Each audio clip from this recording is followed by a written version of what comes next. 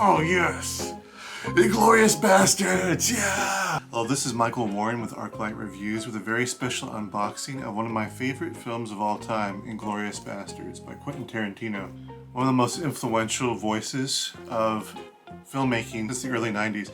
Quentin Tarantino has had a huge impact on the film industry and on popular culture in general. In fact, Tarantino is one of the filmmakers I consider to be kind of one of the pop culture generation, where young, kind of up-and-coming film aficionados who love movies, who just started to make movies themselves, became a really big thing in the early 90s, beginning with Quentin Tarantino, Kevin Smith, Robert Rodriguez, and Richard Linklater. And I think particularly with Paul Thomas Anderson and Wes Anderson included.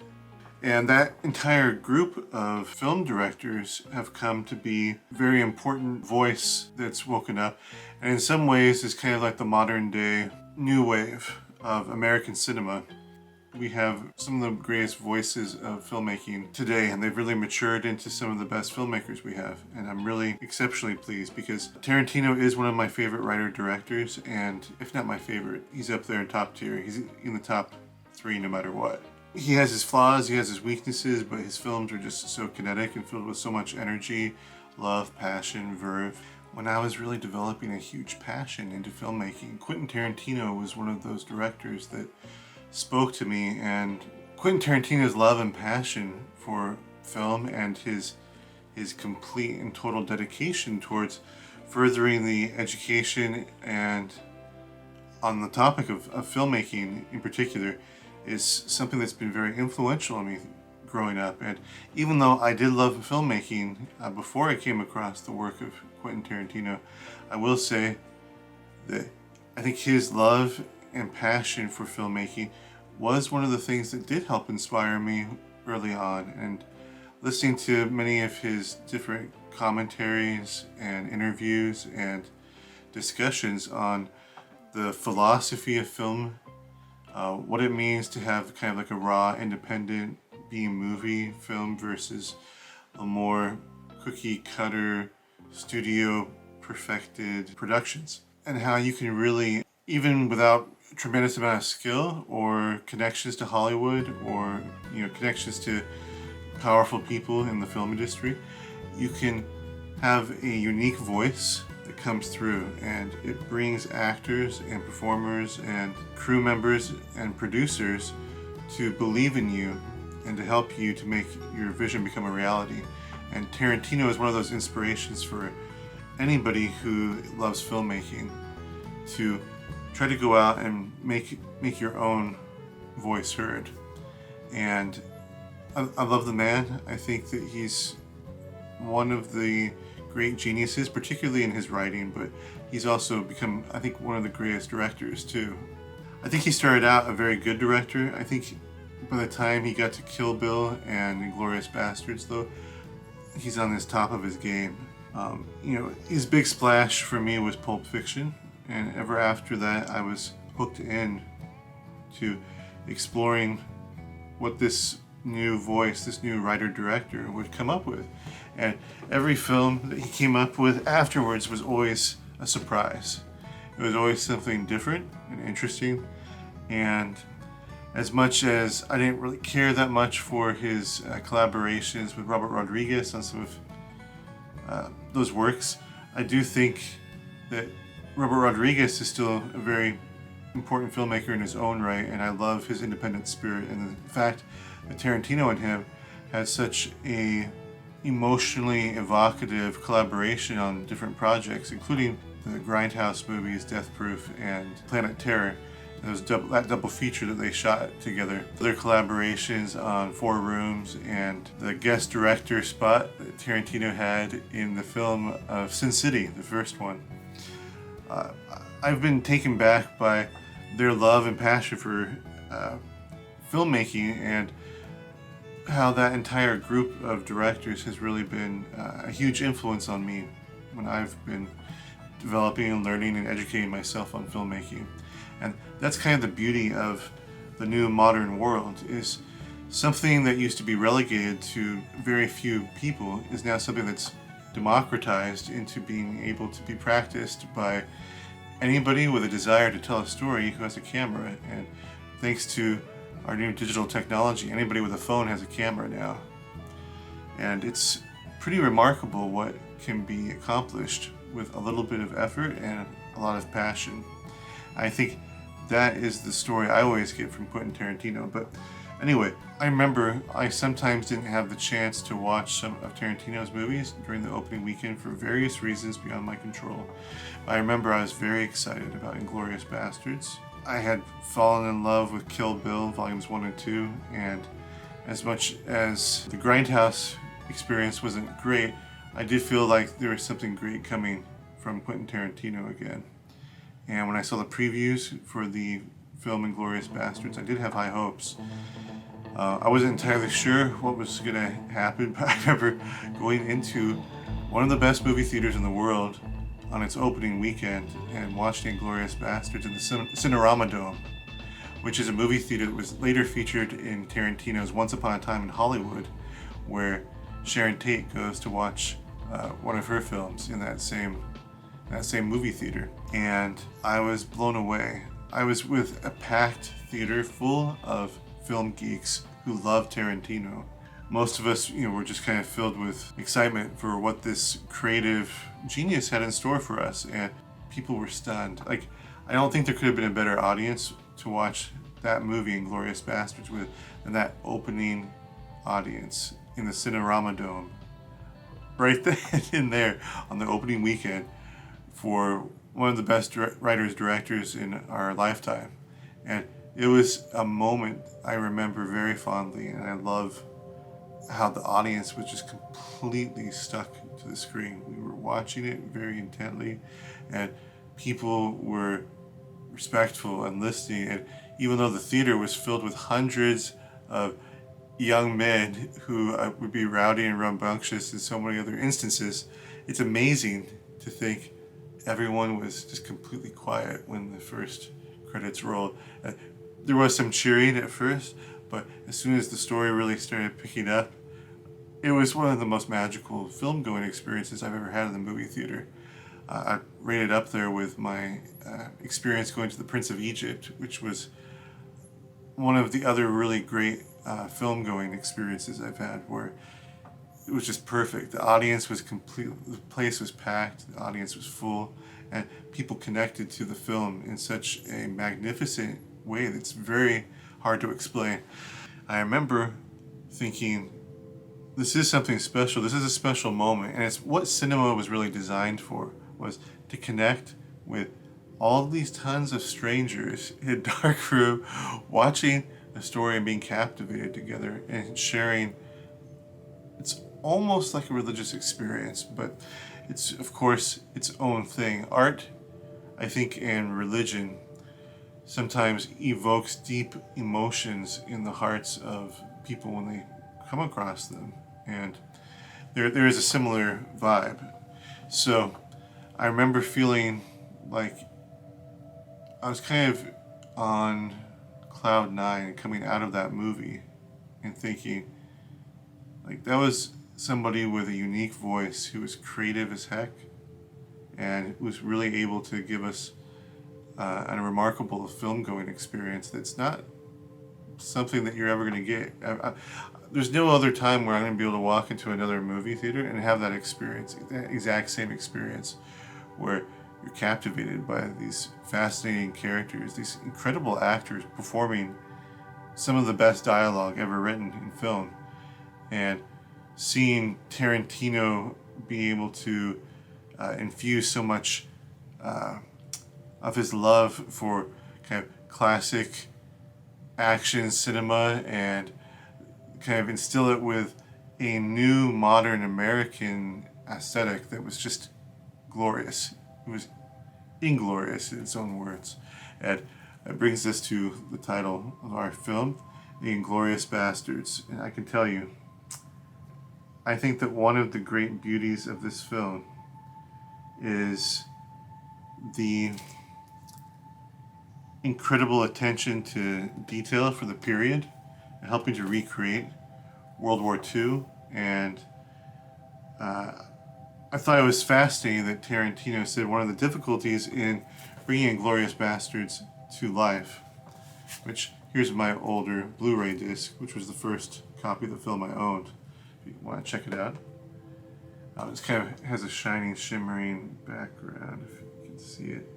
I don't do this for every film, but I do like to buy the screenplays for my favorite movies, and I in fact bought the screenplay book for Inglourious Basterds, and it's one of my prized possessions, one of my favorite books, and I poured over this, and I've learned a lot, including about the nature of film editing, because so many incredible things were in the screenplay that just couldn't be put in the final film. And it's interesting to take note in my head of these different moments that I think I would have wished to see in the film. And I heard the version in Cannes actually was slightly different than the theatrical version that got out to everybody in the world, including the special baseball bat here, the one that the bear Jew goes through. There's actually a backstory, an origin story that's in the screenplay I heard was in the version in Cannes, where Donnie Donowitz, played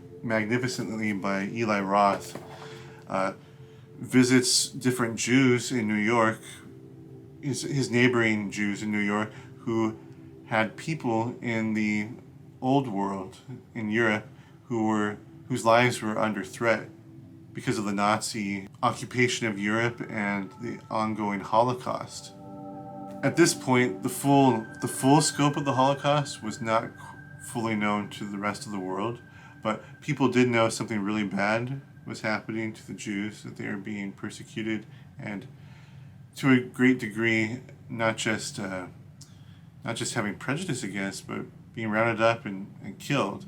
I think the full scope and horror of that is something that unfolded more to the knowledge of people as our soldiers finally liberated the concentration camps and figured out what was really going on there. Still, people were concerned, and it was interesting because the backstory of Donnie Donowitz's bat was he would go around to these neighbors, these Jewish neighbors of his, and he'd have them write down the names on the baseball bats of different family members or loved ones that they had in Europe who were in danger because of the German Nazi occupation. And so the baseball bat that Donnie Donowitz he uses to beat to death different Nazis, it's literally with the names of different Jews who are persecuted, attacked, rounded up, and killed and murdered by Nazis. And it does add a lot of kind of fascinating context to the Bear Jew and his entire journey in the film. And I think there's a certain moral ambiguity that Quentin Tarantino favored when presenting the Bear Jew in the final theatrical version that would have been a little bit more beautifully explored if he had kept that scene from the Cannes cut of Inglourious Basterds, the one that had been cut out with regards to the origin story of Donnie Donowitz's baseball bat. But anyway, I'm a huge fan of this film, and I'm really looking forward to finally being able to watch it in glorious 4K.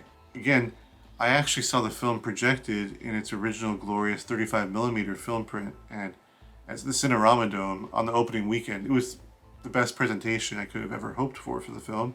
So in this case, I actually don't think I doubt that the film will look any better here than it could have back when it was projected in its original film glory. But I'll let you know what my feelings and thoughts are in an upcoming review of it. But for right now, let's go ahead and do the unboxing for this new 4K version of Inglourious Basterds. And let's celebrate this incredibly fun, interesting, action-packed, and tense, thrilling film. Quentin Tarantino, a lot of people love different ones of his movies as their favorites. I do tend to see most people tend to gravitate either towards Pulp Fiction or Kill Bill or Inglourious Basterds. And in my case, it's almost a tie between Inglourious Basterds and Kill Bill. I think both films are so magnificent, it's very difficult to take sides. I think for just pure and incredible, exhilarating execution and thrillingness, Inglourious Basterds takes it. For a little bit more of kind of an emotional draw, I think Kill Bill might have a little edge on Inglorious, but they're kind of his best films, I think, in different respects. And Pulp Fiction is kind of one of his more grounded in his own Tarantino-like reality. And it's probably my favorite of those films. The movies like Reservoir Dogs, Jackie Brown, and Once Upon a Time in Hollywood. So, but I do think that Inglourious Basterds, when I watched it, it was definitely the film I responded to the strongest of any of his films, and I was completely taken with it, and I loved it, and I poured over the screenplay for it. I watched it over and over again on Blu-ray, and I remember at the time my brother didn't have a Blu-ray player, and I still got him a Blu-ray for it. I think he still had a DVD player, but anyway, I wanted to make sure that as soon as he did have a Blu-ray player that he could play it in its best version possible in home video. And it's something that I just love to death, and I can't wait to do this unboxing and look into it and explore it more. So join me for the unboxing right now. I'm super excited to watch Inglourious Basterds again after all of these years. I'm very excited to watch this movie in 4K, which is the best home video version you can. And you know, it's very close to approaching 35mm in terms of resolution and texture, grain, variety, but there is something special about the actual film experience and when it was projected in the cinema that I kind of doubt a digitized 4K version will be able to completely emulate, but who knows, maybe it'll surprise me. I'm looking forward to it. So there is a standard version, which I'll also include a link to down in the description below, but this is the Steelbook case version, which is exclusive from Best Buy. And the packaging is different. I believe the discs are the same inside, but you can see a little bit of the beauty of this, and man, I can't wait to open this up. So one thing that would be important to note is it was filled with some of the best actors in the world before they became super famous, like Michael Fassbender. Hans Landa was of course played by the incredible Christoph Waltz as the perverse and sick and psychopathic Hans Landa, but who's nonetheless a genius in his own right. And of course Brad Pitt and his ragtag crew of bastards, Inglourious Basterds, which I know for a long time, especially in kind of Victorian England, the actual title of the film would have been pretty controversial, but I was surprised at how controversial the actual title of this film is. A lot of people still feel a little bit uneasy about saying the word bastard out loud, and it was often used as a very insulting epithet, and the full history of which I'm not going to explore here, but I will point out there actually was another Inglourious Basterds back in the day. Here, let me show some of these things.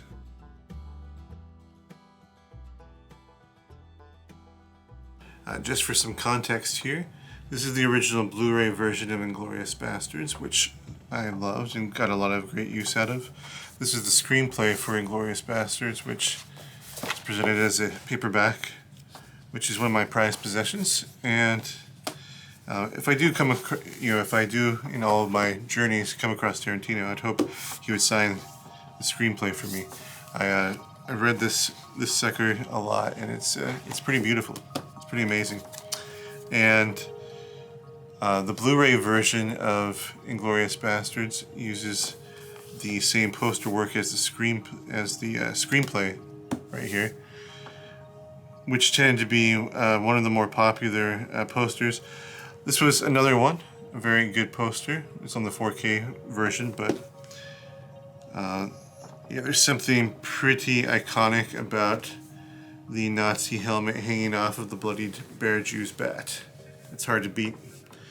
I think one of the reasons why Inglourious Basterds turned out to be such a huge hit was because over the years, World War II movies became a little bit more rare, a little bit of what it was like back then without having to go into necessarily a completely miserable film experience. You can still have some fun while talking about very difficult subjects, and that's one of the things that I love about Tarantino is, he'll tackle these different problems, these different issues, these different horrific things, and he'll have his own twist and spin on it and be able to find moments of levity and joy and humor and dark humor, particularly in all of these moments. It's very engaging and fun. So, and what I wanted to mention was, in 1978, just a year after Star Wars came out, Episode 4, A New Hope, our friends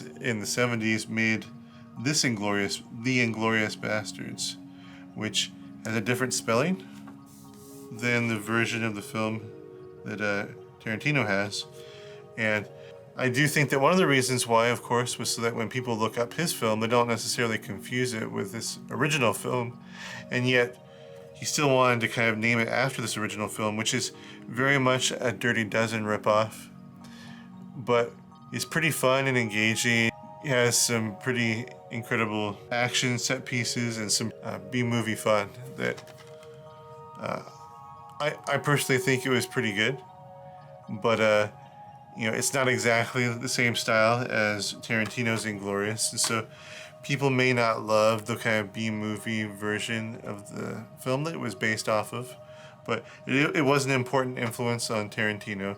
It's not so much a remake, but it's kind of like Tarantino liked this idea of Men on a Mission, he kind of liked the concept, and he decided to make his own spin on it. And so this movie, The Dirty Dozen, and a few other Men on a Mission movie, like maybe Kelly's Heroes and a few other movies like that, were very instrumental on influencing Tarantino in his writing and directing this film. But he made a very completely original film, very different from this one. Although you should be aware, I think some of the storylines revolving the African American soldiers kind of going through some crazy stuff and encountering some racism and stuff during World War II was an influence on a tangent version of Inglourious Basterds that follows a group of African American soldiers as they are trying to go through World War II in the same time period.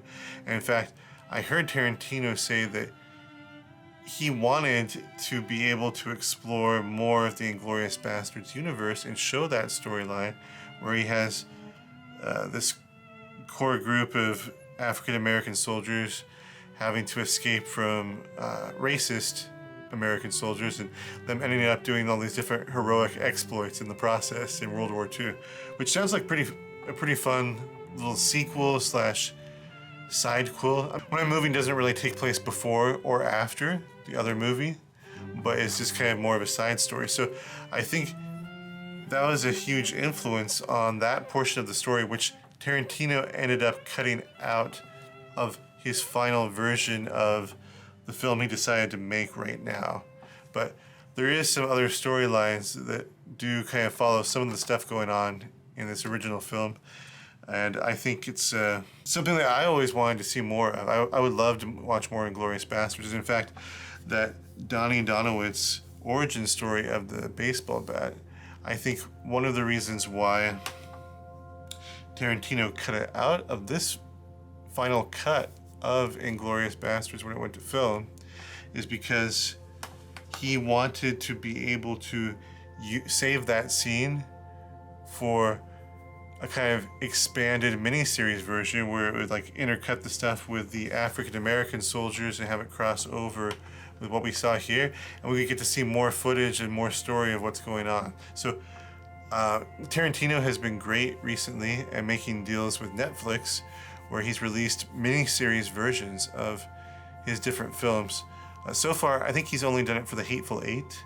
I do believe he does have a version already in the can that he wants to share for Django Unchained, which I'm really looking forward to.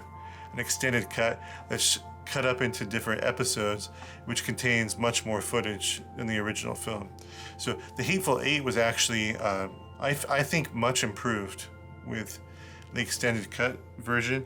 And so I hope there is an extended cut version of Inglourious Basterds that Tarantino will show us one day, hopefully through Netflix or some other enterprising streaming service, because that would, or just on home video even, because Tarantino, as he said, he keeps on making films that are bigger than films. They don't really fit in the format of films. They keep on bleeding out into kind of these big epic movies that Hollywood doesn't really make anymore. 5-hour, 6-hour, 7-hour movies, I think, is where Tarantino's mindset tends to go to. And so, but in the case of like Kill Bill, it was a pretty good solution, which was just releasing the film in 2 parts. It's sometimes not the ideal solution in all cases, but I think it was really good. I heard that the whole bloody affair of Kill Bill is great. Tarantino really needs to show his extended cuts for all of these movies. I mean, especially, I'd love to see Inglourious Basterds. I think that would be probably the one that would be loved so much, to have more of the story and the backstory and stuff of each of the characters and all the cool stuff that was in the screenplay that I'm pretty sure he filmed most of that stuff that was really cool in the screenplay, but he ended up cutting out. And you know, I know that sometimes he writes stuff for the screenplay that's just for the screenplay to make it a better reading experience. He doesn't really intend on shooting, but I hope he shot as much of that screenplay as possible, because it's a beauty. And to get that full story put into the full miniseries format, that would be amazing. So anyway, thank you for bearing with me with my love for Tarantino and his films, especially this film. Let's go ahead to the unboxing. This is what you came here for, probably. And you see in the back some good information here. So here we go. The plastic, I usually find it can be simplest to not, you can either cut it open with like a knife or something. Usually it'll tear pretty easily. This one is actually kind of difficult to tear through. There we go. Yeah, it requires a little bit of strength to get through this one. It's not quite as easy to open. But here we go. Let's explore what's inside. So we have a little slip cover, which a lot of these steelbook versions have, where you can pull it off. And let's take a close look at it when you pull it off, once you get on the other side. That's beautiful. That is nice.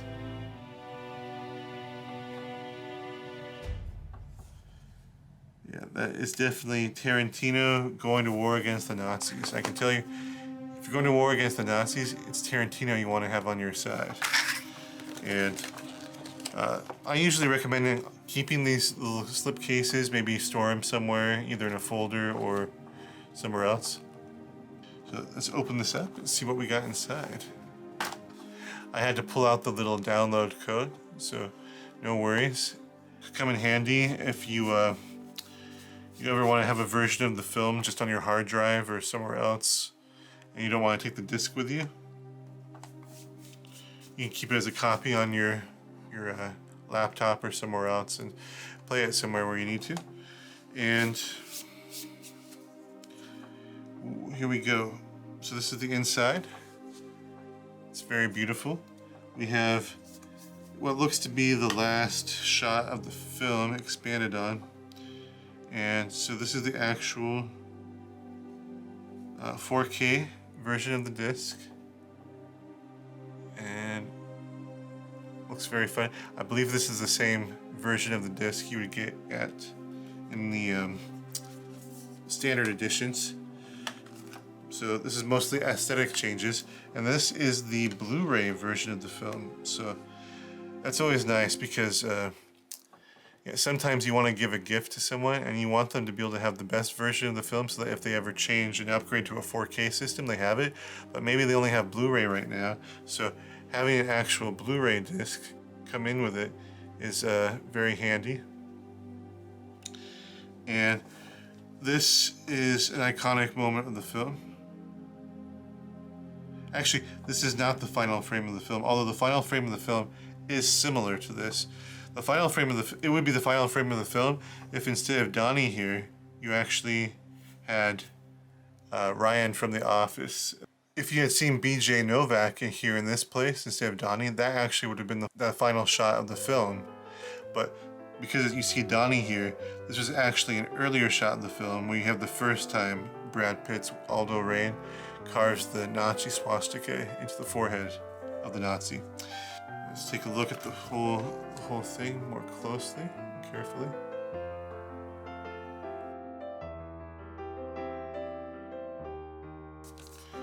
So we have here, it's a very beautiful set all together. And for those people who are huge fans of the movies like I am, I think you'll be able to find a lot of utility in having something so beautiful to complement your home video collection. And we're gonna put these back in. One thing that was always sad to me was that this was the final collaboration, if I'm not mistaken, this was the final collaboration between Sally Menke and Quentin Tarantino.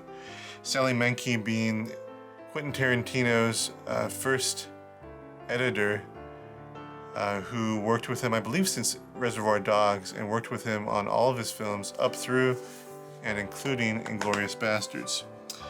And Sally Menke, unfortunately, had a very strange accident walking in the Hollywood Hills, and I was very sad to see that collaboration have to end prematurely. But you know, as great as the editing is in Django Unchained and The Hateful Eight and Once Upon a Time in Hollywood, you can tell that there's a slight stylistic change to Tarantino's films that were edited by Sally Menke and the ones that were edited by others later.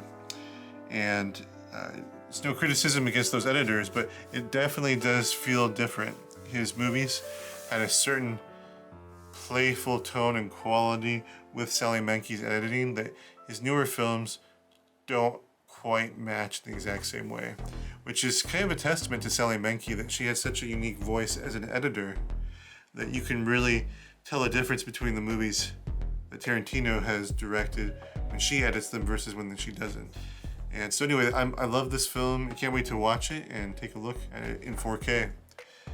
And thank you for joining me for Arclight Reviews. And if you want to buy a copy of this movie, I have different links down below for the different versions of it. And there's often resellers who will find the Best Buy exclusive Steelbook copies and try to sell them even on the links below. So check them out. You can usually find the version of the movie you'd like. And good luck, everyone, and so long. I do believe this is my masterpiece.